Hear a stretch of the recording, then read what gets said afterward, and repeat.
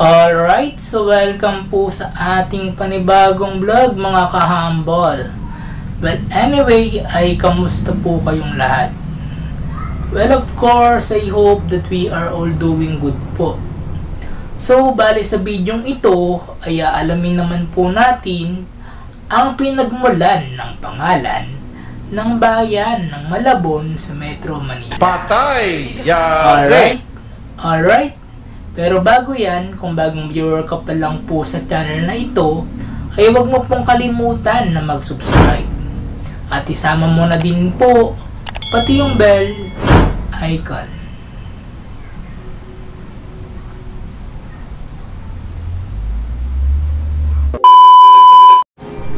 Alright, so based on my own research po mga kahambol, sinasabing ang Malabon daw po ay tinatag ng mga paring Agustino noong May 21, 1599 sa pangalan na Tambobong. So meaning, ang ancient name po pala ng Malabon is Tambobong. Na nagmula naman daw po di umano ang pangalan sa bumbong ng kawayan. Anyway, pinalitan naman daw po ito ng Malabon.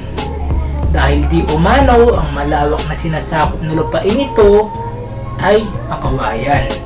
Kaya madami daw pong umuusbong dito ng mga batang kawayan. Kung kaya tinawag po ang lugar na ito na Malabong.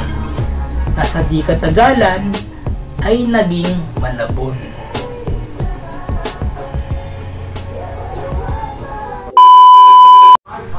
Alright, so it makes sense actually from the word itself, Malabong, that eventually becomes Malabon. Magaling kang kupal ka! Anyway, sana po ay may natutunan po tayo sa topic na ito mga kahambol.